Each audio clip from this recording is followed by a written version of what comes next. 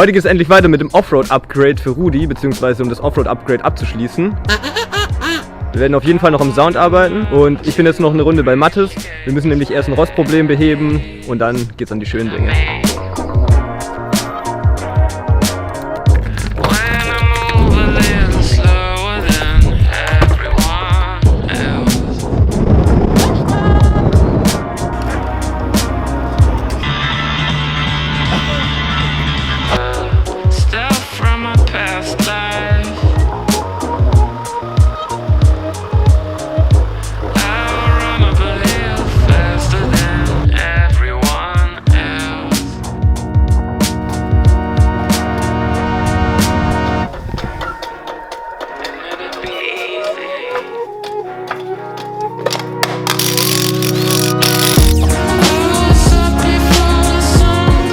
Ich zeige euch jetzt mal die Problematik, die wir jetzt behandeln werden. Moment.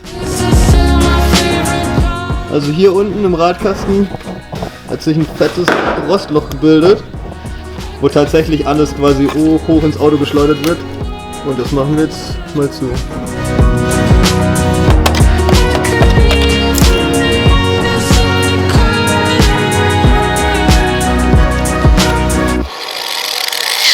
Moment.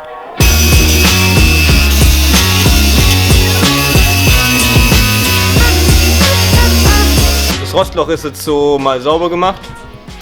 Jetzt werden wir schön Rand rausflexen und dann ein neues Blech einschweißen.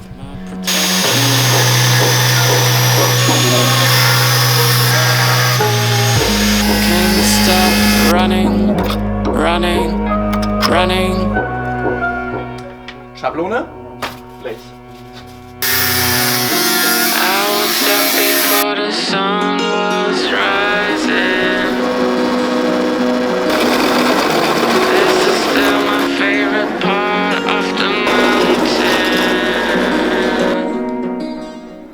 Bist du zufrieden mit deinem Schweizer Käse? Mhm. Das ist jetzt das Blech, das pumpen wir jetzt fest. Hier. Und dann wird da Glasfaserspachtel drüber kommen. Lack. Und dann Steinschutz.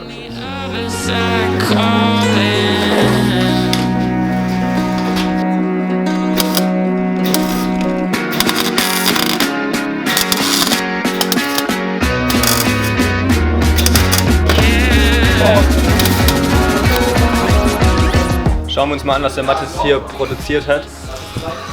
Das sieht aber schick aus. Hat er doch gut hinbekommen, der Kollege. Das ist eine gute Idee. So. Sieht ja gar nicht mal so gut aus hier.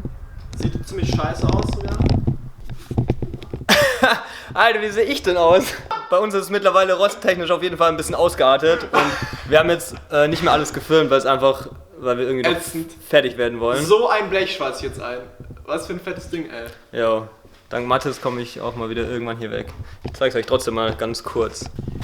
Hier ist alles raus. Hier alles im Arsch. Und das Blech hier unten haben wir sogar schon eingeschweißt. Das ist das vom Anfang. Das wäre theoretisch auch raus, dann wäre nicht mehr viel Auto da. So, die Löcher gehören der Vergangenheit an. Ich zeige mal, was Mathis hier gezaubert hat. Das ist richtig gut geworden.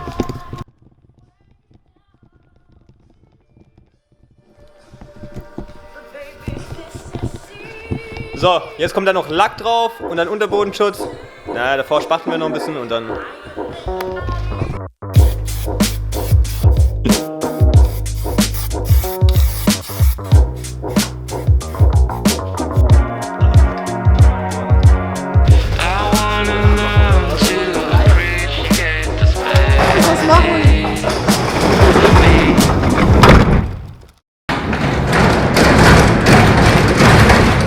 So, jetzt soll es aber endlich losgehen mit den schönen Sachen bei dem Offroad Makeover. Deswegen gibt es jetzt eine Spurverbreiterung.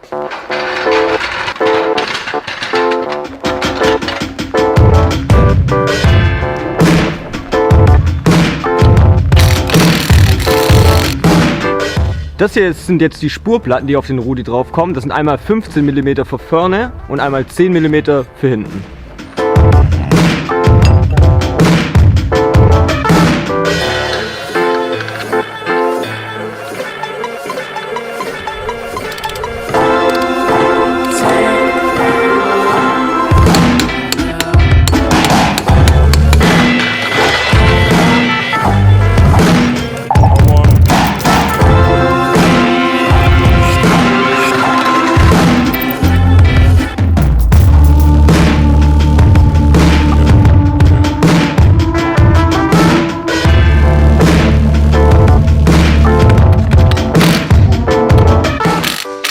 Ich habe jetzt alle 4 Reifen mit den Spurscheiben wieder montiert. Man sieht auf jeden Fall einen kleinen Unterschied. So das riesige Ding ist das jetzt nicht, aber es ist auf jeden Fall auch keine Verschlechterung. Und jetzt machen wir einen kurzen Location-Wechsel.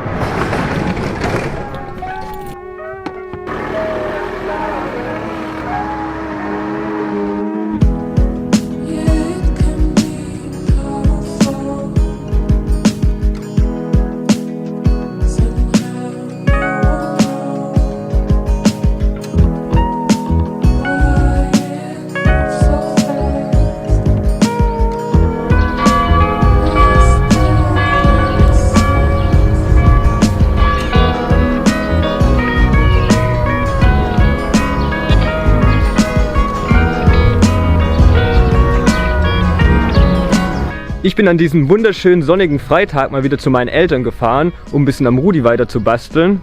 Und das Einzige, was noch fehlt, ist ein dickes Paket, das hoffentlich gleich mit der Post kommt. Aber wir fangen schon mal mit den vorbereitenden Aufgaben an.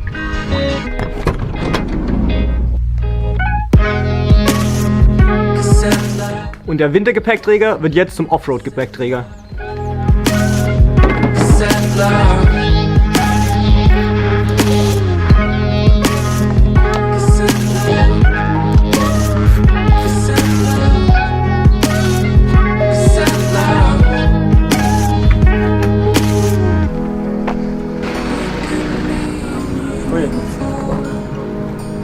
So, das sieht doch schon mal ganz gut aus.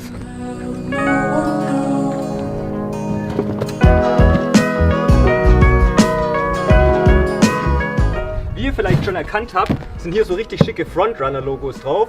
Und das liegt daran, dass auch richtig schickes Frontrunner-Zeug hier drin ist. Und wir schauen uns jetzt mal an, was hier alles dabei ist. Das ist ein Kanisterhalter. Ein Campingstuhl und noch ein Campingstuhl. Hier drin haben wir dann noch eine Tasche für die beiden Stühle. Dann haben wir einen dicken, fetten Spaten. Hier haben wir 2 Lichter, die oben auf den Rudi drauf kommen. Und natürlich nicht zu vergessen, 2 Kanister, noch die Halterung für den Spaten. Also ich schaue jetzt gerade, wie hier auf den Träger am besten alles drauf passt. Das Skizeug ist runter. Und ich habe gerade mal die Schaufel ausgepackt und die passt einfach so ultra gut zum Rudi. Das wird richtig geil aussehen gleich.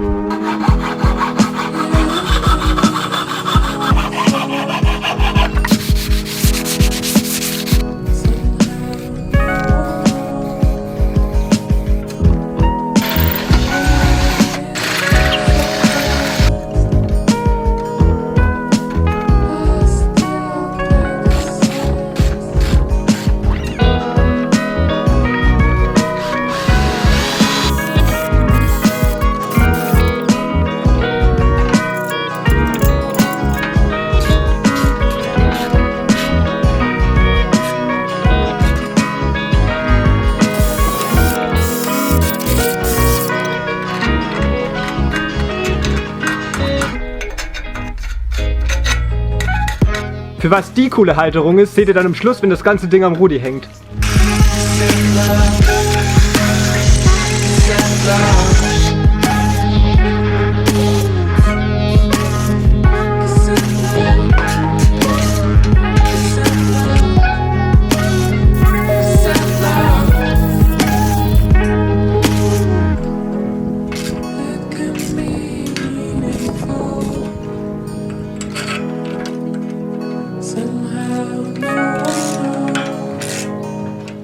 Der Gepäckträger ist jetzt soweit fertig. Jetzt machen wir den wieder auf den Rudi drauf und dann können wir den auch schon richtig schön bestücken.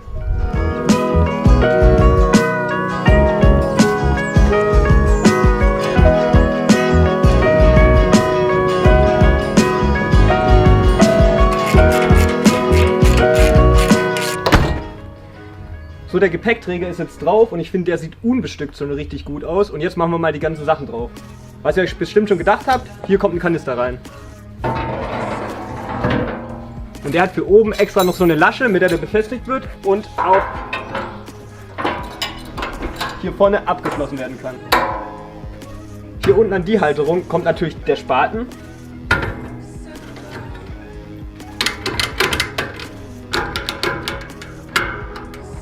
sieht richtig gut aus.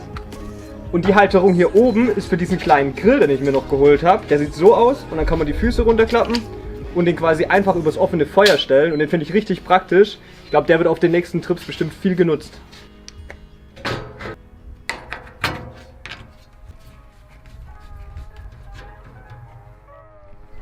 Und wie ihr vorhin schon gesehen habt, bekommt der Rudi noch 2 so LED-Spots, einer vorne und einer hinten, und ich schaue jetzt mal, wo ich die genau unterbringe. Was richtig praktisch ist, hier oben gibt es schon 2 Löcher im Dach, wo die Halterung von unten festgemacht ist, und ich bin mir relativ sicher, dass der hier perfekt platziert ist.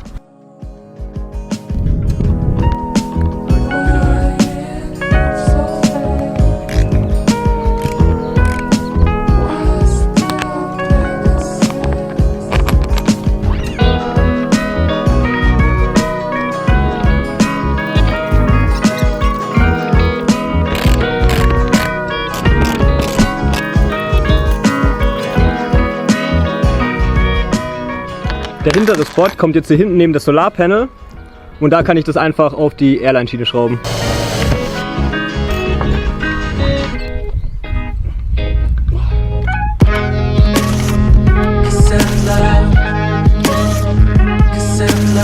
Auf dem Dach ist jetzt soweit alles verkabelt. Jetzt müssen nur noch das hier in den Innenraum und dann nehme ich die gleiche Dachführung, die ich auch schon beim Solar gemacht habe.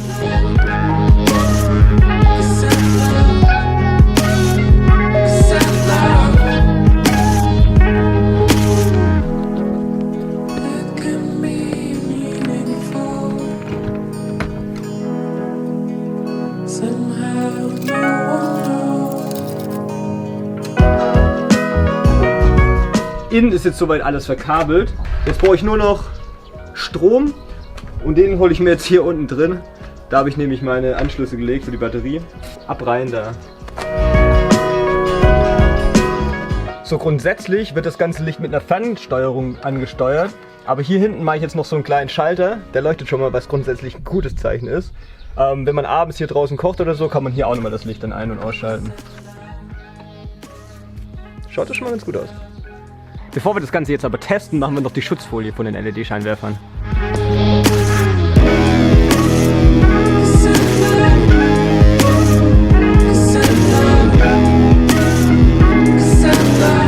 Bevor wir jetzt die Lichter testen, mache ich noch was schon lange überfällig war. Und zwar hier unsere neuen Logos draufkleben.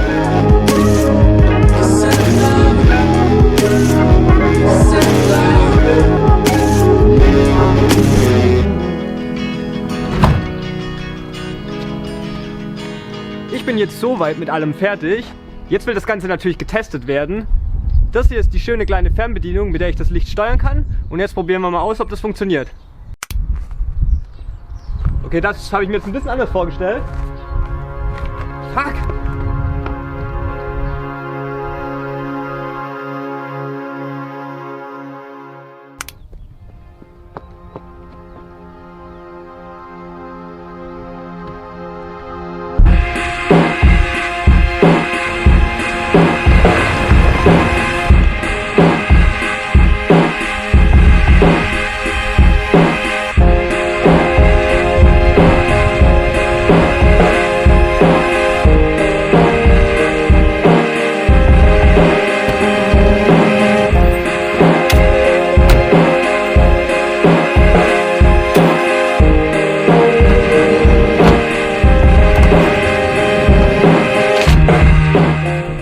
Das hier sind die neuen Stühle, die ich von Frontrunner bekommen habe, und das Coole daran ist eigentlich das Packmaß und dass ich endlich den ungenutzten Platz hier hinter meinem Tisch ordentlich nutzen kann.